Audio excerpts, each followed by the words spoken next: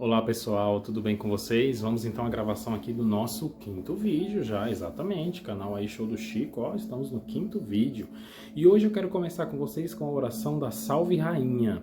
É uma oração muito conhecida pelos católicos, porém ela serve para todas as pessoas, independente de religião, tá gente? Extraiam das religiões aquilo que for melhor. E oração, como eu já falei no outro vídeo, nunca foi, não é e nunca será demais. A Salve Rainha é o pedido de clemência à Nossa Senhora para que a gente possa aprender a lidar e a cumprir as promessas de Nosso Senhor Jesus Cristo quando foi crucificado. O que Jesus Cristo nos prometeu? Uma vida livre, uma vida com paz, com saúde e com abundância, com condições para sobreviver nessa vida, né? Porque na época que Jesus foi crucificado, o mundo era dominado completamente por Roma. Era escravidão, era matança mesmo, era tudo que você imaginasse. Se você não nascesse numa classe social abastada, né, numa classe social bem ali dentro de Roma antiga, Roma pagã, ou dentro das civilizações judaicas, né, você estava um pouquinho na roça, vamos dizer assim, né, um pouquinho muito, completamente na roça, eu diria, né, porque Jesus Cristo foi crucificado por quê? Porque os judeus não aceitavam que o Filho de Deus fosse pobre, viesse daquela forma, nascesse numa manjedoura, nascesse, aspas, dentro de um curral. Então, por não aceitar, e muito menos ainda que ele fosse o famoso Messias, né, que fazia milagres, então eles tramaram tudo ali para crucificar Jesus, como vários filmes retratam, né? Então, a Salve Rainha é esse pedido de clemência. Salve Rainha, Mãe de misericórdia, vida, doçura e esperança nossa, salve. A vós bradamos os degredados filhos de Eva. A vós suspiramos, gemendo e chorando neste vale de lágrima. Eia, pois, advogada nossa, desses vossos olhos misericordiosos a nos envolver. E depois desse desterro, nos mostrai Jesus Cristo. Bendito é o fruto do vosso ventre, ó clemente, ó piedosa, ó doce sempre Virgem Maria. Rogai por nós, Santa Mãe de Deus, para que sejamos dignos de alcançar as promessas do nosso Senhor Jesus Cristo. Amém. As promessas do nosso Senhor Jesus Cristo, que a gente tem então liberdade, que a gente viva em paz, que a gente viva com saúde, com amor e com a abundância necessária para sobreviver bem. Não é necessário. As promessas de Jesus Cristo, no momento ele fala que você precisa ter patrimônios e mais patrimônios, milhões e milhões na conta. Ele fala que você tem que ter o suficiente para viver bem, sem devedores, sem cobranças, sem passar fome, sem passar necessidade, pagando todas as suas contas em dia. Isso é viver confortavelmente bem. Poder viajar uma vez, pelo menos por ano, para descansar um pouco dessa correria que é a vida. Isso é ter uma vida abundante. Isso é ter uma vida com fartura. Agora, se você quer construir patrimônio, aí são outras questões. Esses não são os ensinamentos de Jesus. Principalmente liberdade, que era o que ele mais queria, né? Porque na época que ele veio, tinha toda aquela questão da Roma. Vamos ao Salmo 23? O Senhor é o meu pastor, nada me faltará. Deitar-me faz em verdes pastos. Guia-me mansamente a águas tranquilas. Refrigera a minha alma. Guia-me pelas veredas da justiça por amor do seu nome. Ainda que eu andasse pelo vale da sombra da morte, eu não temerei mal algum, porque tu estás comigo. A tua vara e o teu cajado me consolam. Preparas uma mesa perante a mim na presença dos meus inimigos. Unges a minha cabeça com óleo, meu cálice transborda. Certamente que a bondade e a misericórdia me seguirão todos os dias da minha vida, e eu habitarei na casa do Senhor por longos dias. Que assim seja. Gratidão. Amém. É isso, então vamos iniciar o nosso bate-papo jurídico de hoje, que eu quero trazer um assunto muito importante que está em ênfase nesse momento, por causa das crises financeiras sucessivas no mundo e principalmente aqui no Brasil, que é a questão do SPC Serasa. Exatamente. O artigo 43 do Código de Defesa do Consumidor, no seu parágrafo 1º, ele fala que as dívidas negativadas, os nomes negativados, eles só podem permanecer nesses cadastros de negativação, SPC, Serviço de Proteção ao Crédito, e Serasa, né, por 5 anos. É o máximo permitido por lei. Então, após 5 anos, a empresa obrigatoriamente tem que tirar teu nome aí da negativação do SPC e do Serasa. Porém, a dívida lá na empresa permanece se você não pagar, tá?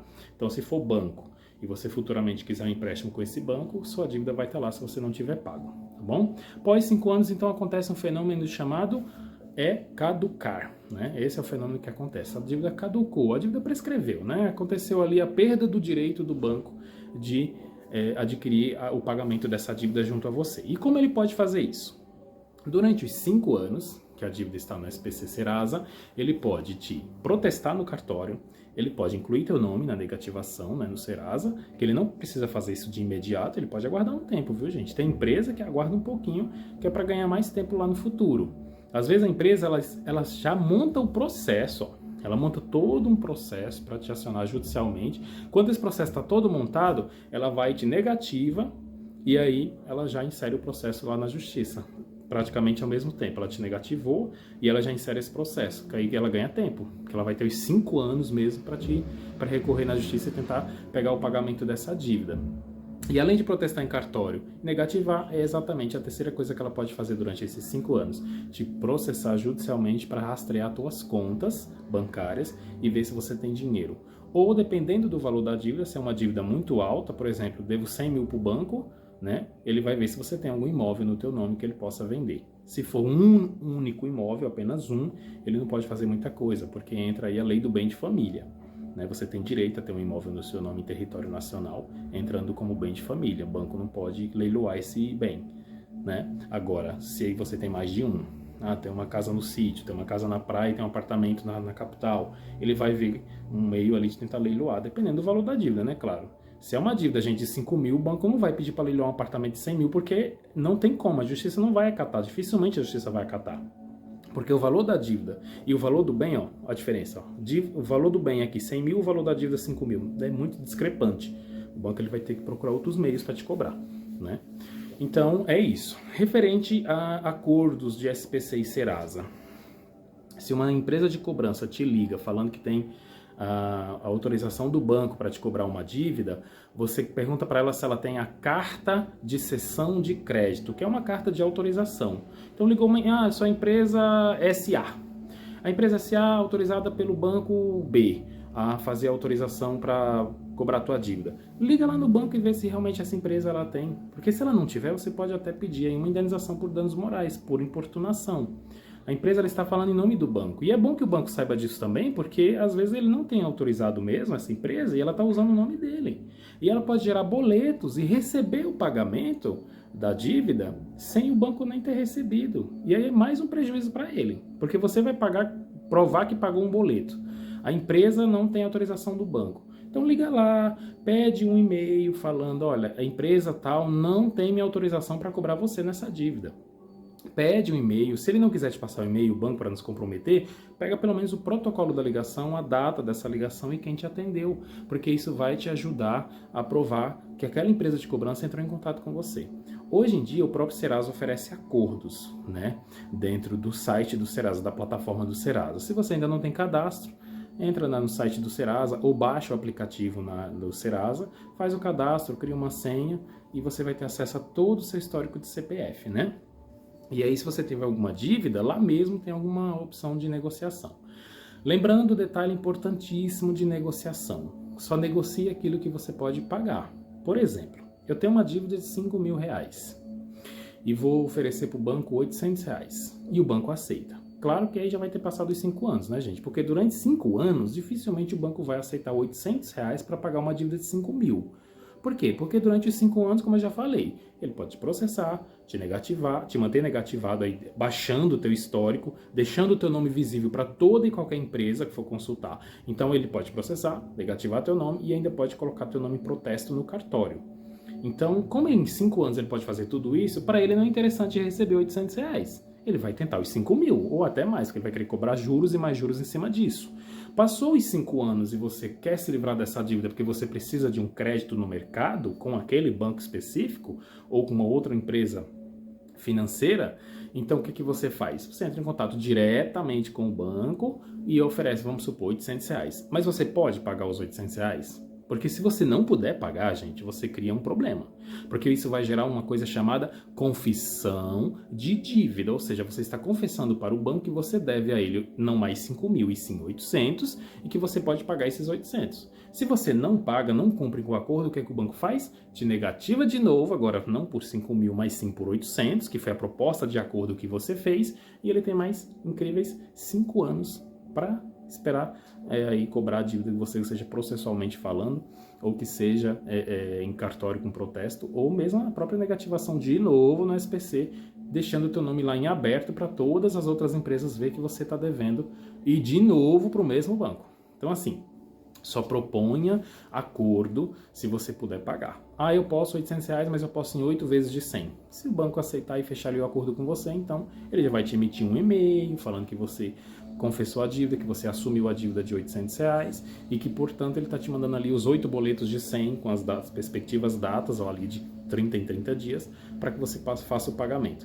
Quando você oferece R$800 para o banco depois de 5 anos, ou seja, depois da dívida ter caducado, às vezes o banco até vai te fazer uma contraproposta de, sei lá, 600 à vista, só para não ter parcelamento, porque o banco ele quer fugir. Porque isso para ele é chamado de crédito podre. Ou seja, passou de 5 anos, é um crédito que o banco pode ou não receber mais, porque ele não tem mais nada para fazer contra você. Ele não pode mais te fazer nada, além de ligar, né, gente? Encher o saco ligando, porque eles ligam todo santo dia. Eles contratam uma pessoa para ficar todo dia ligando para você. Não, isso aqui você vai ligar todo santo dia. Além disso, de te ligar e te infernizar, o que você pode bloquear, né, no seu próprio aparelho, ou entrar no site do Procon e bloquear também, para não receber chamadas desse tipo, né, porque tem a opção do Não Perturbe, que é um site do Procon, você pode ainda efetuar o pagamento da dívida para se livrar dela, né? Uma dívida de 5 mil, gente, eu tô falando muito sério, as pessoas pensam que eu tô brincando, mas uma dívida de 5 mil você paga tranquilamente com R$800, depois de passar os 5 anos, claro. E mais uma vez, reforçando, não faça acordo se não puder pagar. Então, pontos principais hoje do Serasa. A dívida só pode ficar por 5 anos dentro do Serasa. Na instituição a qual você está devendo, ela vai ficar pro resto da vida se você não pagar. Mas no Serasa, apenas 5 anos. Só faça acordo se puder pagar. Se não puder pagar, não faça, porque senão o banco vai poder te negativar por mais 5 anos. O banco pode processar e cobrar a dívida da justiça? Pode. Pode pedir até leilão de bem, dependendo do valor da dívida? Pode, se você tiver mais de um bem imóvel. Se você só tiver um bem imóvel no seu nome, é considerado bem de família. Então, o banco não pode mexer nisso, tá?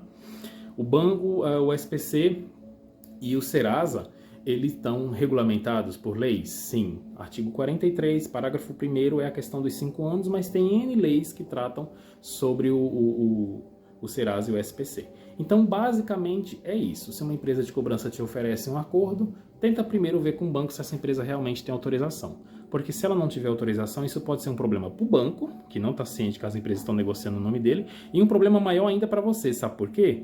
Porque se uma empresa que não tem autorização do banco, ela está conhecendo tua dívida, isso quer dizer que ela sabe teu nome completo, teu CPF, teu endereço. Isso é gravíssimo. Isso é muito grave. Porque essa empresa, se ela está agindo de má fé, sem autorização do banco e sabendo da tua dívida e tendo os teus dados em mãos, ela pode vender teus dados na Deep Web. Deep Web, gente, numa tradução livre, é internet profunda, porque Deep é profunda, Web é em tradução de internet, né? Então, é como se fosse uma internet profunda, um site profundo, ou seja, um lugar onde é habitado por hackers, por pessoas que querem comprar dados para poder revender esses dados, ou para poder fazer cartão de crédito, ou fazer empréstimo no teu nome. Então tem N coisas que as pessoas podem te prejudicar. E se uma empresa está sabendo disso, ela tem acesso a todas as suas outras informações. Teoricamente, para ela saber de uma dívida é porque ela já sabe de todo o resto, não é isso? Então muito cuidado com essa questão. Se você entrar em contato com o banco e o banco realmente assumir que não tem nenhuma contratação com essa empresa, pede uma formalização por e-mail. Se não mandar, pede então protocolo, data e nome da pessoa. Por quê? Porque você pode processar essa empresa e o banco por danos morais por causa do LGPD, que é a Lei Geral de Proteção de Dados. Seus dados têm que estar protegidos. Se essa empresa teve acesso é porque alguém vazou esses dados para ela. Ou ela adquiriu diretamente com o banco, ou ela adquiriu diretamente com o Serasa, ou ela adquiriu até na própria Deep Web. Tem que ter muito cuidado com isso, gente, muito cuidado. Então, é bom frisar esses pontos do SPC Serasa, tá certo? Qualquer dúvida, pode mandar mensagem aqui mesmo nos comentários do YouTube. Quem tiver acesso às minhas redes sociais, Instagram, Facebook, ou meu número também de WhatsApp, quiser, pode mandar mensagem que a gente tira outras dúvidas. Mas o importante frisar do Serasa é isso que eu acabei de falar para vocês, certo? Vamos à nossa dica de viagem de hoje. É uma dica bem simples, mas muito legal. É Beto Carreiro. É Beto Carreiro World, que fica lá em Santa Catarina, na cidade de Penha, mais exatamente. O Beto Carreiro World, ele completou 30 anos agora em dezembro de 2021 E aí ele está com algumas promoções. O ingresso, por exemplo, está custando uma média aí de R$100. Isso é promoção sim, tá, gente? Acredite se quiser. O ingresso do Beto Carreiro ele já chegou a custar R$160.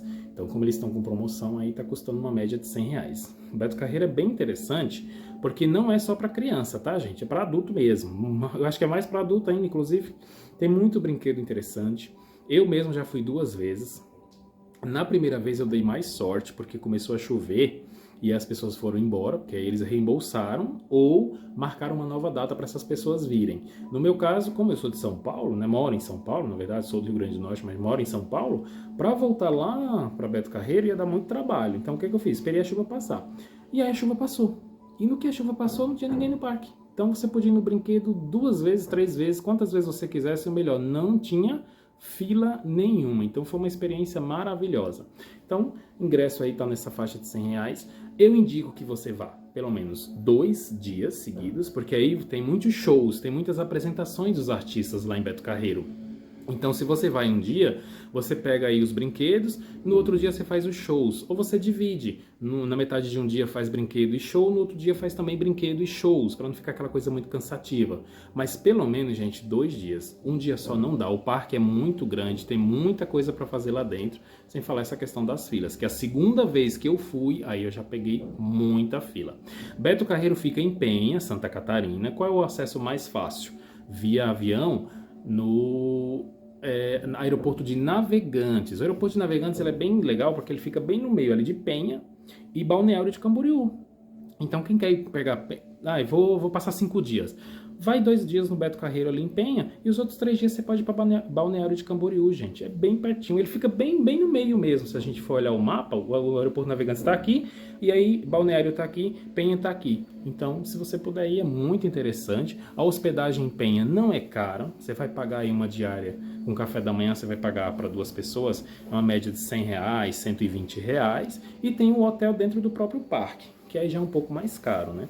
Que aí você pode fazer a aquisição dentro do site do Beto Carreiro World. Mas é muito interessante, eu recomendo, tá? Se você não pode ir lá para Disneylândia, lá em Orlando, nos Estados Unidos, então vai pelo menos ali no Beto Carreiro, gente. A qualidade também é alta, segurança nos brinquedos, os brinquedos são novos, tem manutenção sempre, todos os brinquedos estão certificados, você vê as placas lá com as certificações, você vê, tem segurança no parque inteiro. Então, assim, é muito bem estruturado, vale muito a pena. Quando você entra no Beto Carreiro, você imagina que você está entrando num parque fora do Brasil, porque é tão organizado, tão bem feito, a coisa tão segura, tão bem estruturada, que você às vezes até pensa, nossa, mas isso é no Brasil mesmo, você tem certeza? Então, vale a pena. Se puderem ir no Beto Carreiro, eu indico. A minha dica de viagem de hoje é uma dica curtinha, mais breve, mas também muito interessante e valiosa. Nesses tempos que a gente está ainda, de frustração, de estresse, de ansiedade, de nervosismo, nossa, ir para o parque é uma benção. Espero que sem fila, né, gente? Vamos tomar água? Essa minha caneca de hoje ela é uma caneca mais simples, mas é uma caneca que me traz muitas lembranças boas, lembranças maravilhosas. Foram os 11 meses que a minha mãe morou comigo. O café da manhã dela, o chá da tarde, o chá da noite, ela sempre gostava de tomar nessa caneca. Então é uma caneca que me traz muitas recordações, maravilhosas recordações. Isso aqui é meu vizinho de cima, tá, gente? Apartamento é isso, não tem jeito, tem barulho mesmo, infelizmente. Bom, vamos então ao nosso bate-papo espiritual. Hoje eu trago um banho para vocês, que é o banho de Jesus Cristo, o banho de Oxalá na Umbanda, né? Que é o banho das folhas de boldo. 9 folhas de boldo ou 7 folhas de boldo. Número ímpar, não número par, tá bom? Por que número ímpar, não número par? Jesus Cristo, a idade dele, 33 anos. Brincadeira, gente, não é por esse motivo. É porque, segundo a simbologia espiritual, o número ímpar, ele traz para você uma questão de proteção maior do que o número par. O número par, ele traz um certo equilíbrio, né? Então, 6, por exemplo. 6 é um número equilibrado. Se você dividir ele por 3, vai dar 2. Por 2, vai dar 3. Ele é um número que tem uma divisão certa, um número... juntando aí matemática com o espiritismo, né? Então, quando você pega o 7, por exemplo, o número 7 ele é um número muito místico. Ele é um número de proteção, né? Então, quando você, de sorte, muitas pessoas associam o número 7 à sorte. Então, ou 7 folhas ou 9 folhas de boldo. O banho de boldo, por ser de uma única erva, você pode jogar ele na cabeça, aqui ó, proteção coronária, né, que é o nosso chakra coronário que fica aqui na cabeça, que nós temos ligação direto com o divino, né, o acesso às luzes. Então, para proteção do coronário, você pode tomar e jogar o banho de boldo na cabeça, porque ele é composto também de uma única erva. Então, 7 folhas ou 9 folhas, coloca água na panela, espera ferver, joga as 7 ou 9 folhas na água, abafa, né, põe uma tampa, espera esfriar e aí utiliza para banho. Primeiro, banho normal, shampoo, sabonete, seca, né? E aí você vai e toma o banho de boldo. Depois que tomou o banho de boldo, não se seca esfregando, só espalma com a toalha, não fica puxando porque você tira o boldo, ou seja, você tira a proteção, o equilíbrio que você acabou de jogar no seu corpo. Preferência que você durma com esse banho e aí sim no outro dia que você tire o banho do corpo. Na Umbanda, né, que é o originário também, os banhos na verdade é uma questão espiritual, tá gente? Mas na Umbanda, para quem frequenta a Umbanda, eles falam que você tome esse banho na sexta-feira, porque sexta-feira na Umbanda é o dia de Oxalá, o dia de Jesus Cristo, tá certo? É um banho muito interessante, se você puder tomar então faça e pode jogar tranquilamente na cabeça, porque ele é um banho de equilíbrio, um banho para trazer para você estabilidade emocional. Se você está estressado, nervoso, teve um dia cansativo, problemático, trabalhou muito, e é uma sexta-feira, de preferência, mas você pode tomar no dia que você quiser. Se é uma sexta-feira de preferência, aí, né, você vai lá e toma para dar esse equilibrado emocional. Vamos ao objeto de hoje? Eu trouxe para vocês aqui uma curiosidade. Estão vendo aqui, ó, na palma da minha mão, esse objeto ele tem uma média de 10, 12 centímetros, e ele é o Ganesha, representação do Ganesha. Ganesha é um deus do hinduísmo, né, da religião hinduísmo, ou védica, né, que é uma vertente do hinduísmo. Ganesha ele é o primeiro filho, ou seja, o filho primogênito de Shiva e de Parvati, que são deuses também do hinduísmo. Ganesha ele representa para a gente o intelecto, a proteção do intelecto, a sabedoria e principalmente a fortuna. Por quê? Ganesha, você está observando, ele é um pouco gordinho, né? Então Ganesha ele era convidado para os banquetes, e esses banquetes tinham que ter muita fartura, porque ele comia muito bem. Ele comia muito bem mesmo. Então, como tinha que ter muita fartura, muita comida, Ganesha abençoava aquela casa onde ele foi convidado para o banquete com muita fartura.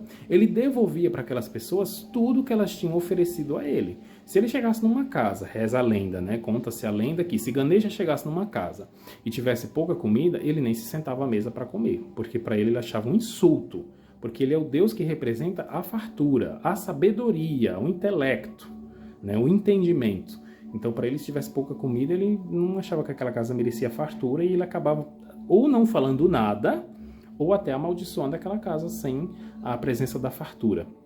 Então, Ganesha, por ser o filho primogênito de Shiva e Parvati, era reconhecido como um dos maiores deuses do hinduísmo. Se você puder ter Ganesha na sua casa, tenha. Eu tenho essa imagem pequena que cabe na minha mão, né, 10 centímetros, 12 no máximo, e tenho uma bem grande, com praticamente 1 metro, que fica atrás da minha porta. Qualquer dia desse, num próximo vídeo, eu mostro para vocês.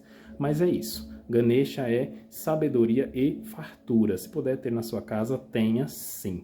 E tem vários mantras dele aqui no YouTube, tá, gente? Mantra, repetição, de vídeos de 2 horas, 3 horas. É interessante. Se você puder, gostar, quiser pesquisar sobre, para entender um pouco também, é interessante. Não se apeguem, gente, à religião. Se apeguem ao que essas religiões possam trazer de melhor para a sua vida. Pegue entendimento, tenha sabedoria, busque conhecer. Ah, isso é interessante, isso acrescenta na minha vida, então eu quero. Se não acrescenta, então eu não quero. É isso, tá bom? Vamos à nossa carta de tarô? Pois é. Nossa carta de tarô hoje é o Rei de Copas. Aqui, ó. Trouxe para vocês o Rei de Copas. Rei de Copas. Copas é o que, gente? Copas é água, elemento água. A água representa o quê? Emoção, amor. Então, o Rei de Copas, ele transforma pra gente o quê? A emoção. Mas ele é o quê? Um rei. Então, isso quer dizer que ele está num patamar, ó, de equilíbrio. Aqui ele está em cima.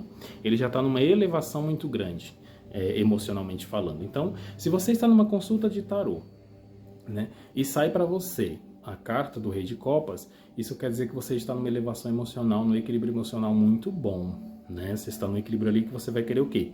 Para te acompanhar? Uma Rainha de Copas. Gente, tarô é energia, tá? Independente de ser gay, de ser lésbica, de ser hétero, não interessa a sua sexualidade. O tarô não se importa com isso. Ele tá falando para você na questão de equilíbrio de energias. Um rei de copas, ele quer o quê? Uma rainha de copas para acompanhar ele. Ele não vai querer nada abaixo disso, entendeu? Então, ele tá no equilíbrio emocional tão forte que não é qualquer pessoa que vai chegar nele e vai falar qualquer coisinha que ele já vai acreditar e já vai se apaixonar, não. Ele passou por tantas coisas para se tornar um rei equilibrado emocionalmente falando, que para ele não vai adiantar você chegar com qualquer conversinha, não. Você vai ter que realmente demonstrar um verdadeiro interesse, demonstrar que realmente você quer alguma coisa.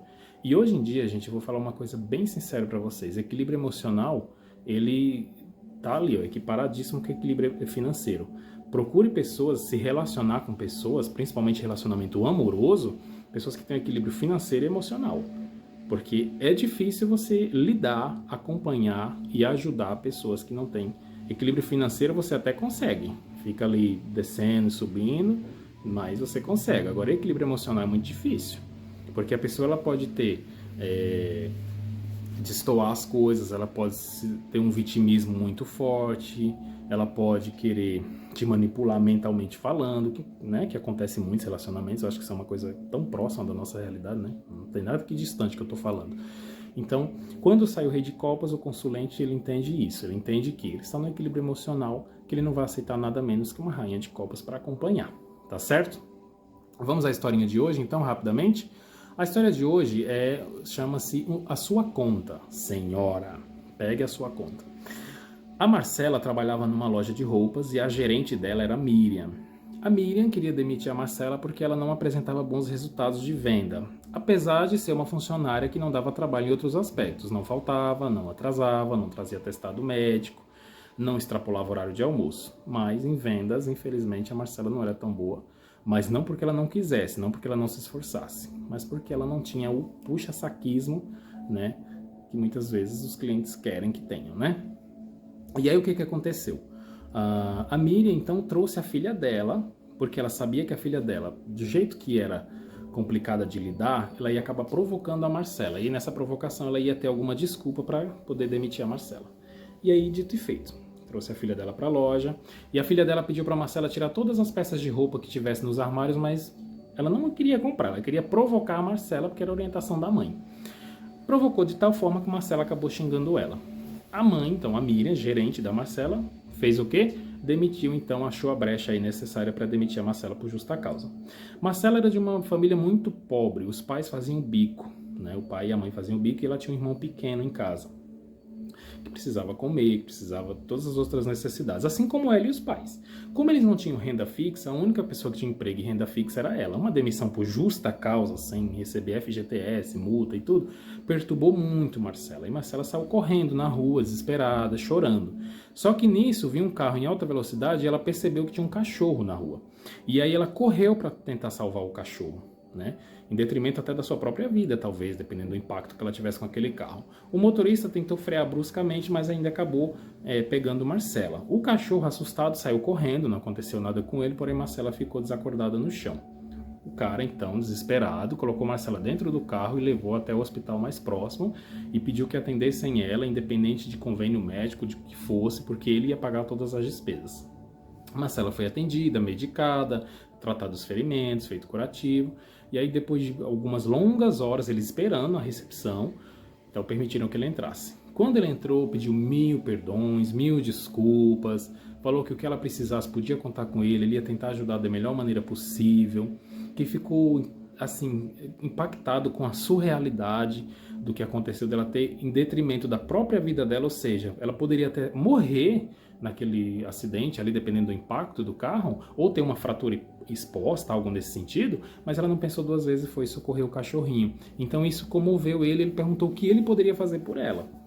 E ela falou o seguinte, que não sabia se ele podia fazer muita coisa, porque ela saiu correndo desesperada daquele jeito, porque ela tinha acabado de ser demitida por justa causa. E ela achava que não tinha feito nada que coubesse essa justa causa. Achava que fosse alguma tramóia aí da gerente dela.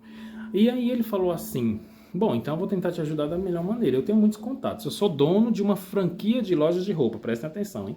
Eu sou dono de uma franquia de lojas de roupa, então eu acho que eu posso te ajudar sim. E tem uma gerente minha que tá me dando muito problema e eu quero demitir ela. Então, talvez você possa ser a minha nova gerente. Ela falou, mas eu não tenho curso, eu não tenho capacitação para isso. Ele falou assim, não, calma, não tem problema. A parte administrativa eu te ajudo até você aprender. O importante é que você tenha exatamente o que você teve agora, empatia. Que você pense no melhor para as outras pessoas ao seu redor. E eu quero te ajudar. E eu vou te ajudar. Então eles combinaram tudo. Ela disse que não tinha roupas. Ele comprou algumas roupas para ela boas, né? Claro, ela tinha roupas, mas não roupas para se portar como gerente de loja. Então ele comprou algumas roupas para ela, pediu que ela se maquiasse bem, colocasse um salto, tal, fosse bem elegante em tal dia, tal hora na loja tal. Ela falou, mas eu trabalhei nessa loja. Ele falou, você trabalhou nessa loja? Então você vai ser a gerente dessa loja. A Marcela, então, nem acreditava que aquilo estava acontecendo. Chegando na loja no dia marcado, então a Miriam chamou o Marcos, né, que era o dono da franquia de loja, falando, sobe aqui, Marcos, vamos tomar um café, vem ver como é que tá os números da loja, tá bem interessante. Como se nada tivesse acontecido, nem mencionou para ele, que era o dono da franquia de loja, que ela tinha demitido uma funcionária por justa causa, ela nem mencionou isso. E ele olhou para ela e falou, não, Miriam, hoje eu vim tratar de um assunto específico. Ela, qual? Ele falou da sua demissão. Ela, como assim da minha demissão? Você está fora do meu time, Miriam. Eu não quero mais você aqui. E aí a Miriam falou assim, mas nessa cidade não tem ninguém capacitado quanto eu para ser gerente, não tem ninguém que tem MBA, cursos. Aí o Márcio falou assim para ela, então, pode até ser que não tenha nesse sentido, mas tem uma pessoa que tem respeito, que tem educação e que tem empatia pelo próximo, coisas que você não tem. Aí ela falou, e quem é? Antes do Márcio responder, a Marcela então entrou na loja, muito bem vestida, muito bem maquiada, da forma como eles tinham combinado. Quando a Miriam viu a Marcela, ela praticamente cai dura no chão, mas ela vai ser a nova gerente? Mas essa menina acabou de ser demitida por justa causa, porque nem estava vendendo. Ele falou assim, agora ela não vai precisar vender mais, porque agora ela vai ser a gerente da loja. E aí, quando a Marcela se aproximou e olhou para a Miriam, aí ela falou assim, e você, Miriam, gostaria que a senhora passasse no RH e pedisse a sua conta, porque a senhora não trabalha mais nessa loja. E assim, aquilo foi uma reviravolta tão grande que nem a Miriam acreditava, nem a Marcela ainda estava acreditando, porque era muito surreal. E a gente tira a lição disso do quê, gente? Milagres. Milagres podem acontecer nas nossas vidas, desde que você cumpra os seus propósitos, desde que você esteja alinhado com o caminho do bem. Se você deseja o bem às outras pessoas, independente se aquilo vai te beneficiar ou não, você pode receber, sim, muitas bênçãos em favor disso. Observem que a Marcela não pensou duas vezes se ela ia se jogar contra o carro, ia se machucar, ia se ferir, não. Ela só pensou em socorrer o cachorro. A intenção dela era salvar a vida do cachorro, mesmo que a dela acabasse aí sofrendo o acidente, como de fato aconteceu. E aí o que a vida fez? A vida proporcionou que ela se encontrasse com o dono da franquia de lojas, da qual a gerente tinha acabado de demitir ela por justa causa. Então, gente, acreditem, busquem, procurem o seu milagre. Ele vai estar em algum lugar. Tem milagres acontecendo todos os dias. E sabe qual o maior deles? Você acordar. Para mim, gente, a representação do milagre, sabe qual é? O despertador. O fato de você colocar o despertador, você está acreditando fielmente que você vai acordar no outro dia e que uma nova oportunidade vai ser dada a você. Você quer representação de milagre maior que essa? Você acredita tanto no seu Deus? Você acredita tanto que você vai acordar vivo e vai ter uma outra perspectiva de vida e um novo dia para brilhar, trilhar novas histórias? Que você coloca o despertador. Porque se a gente não tivesse mais essa esperança, esse milagre, a gente não colocaria nem o despertador.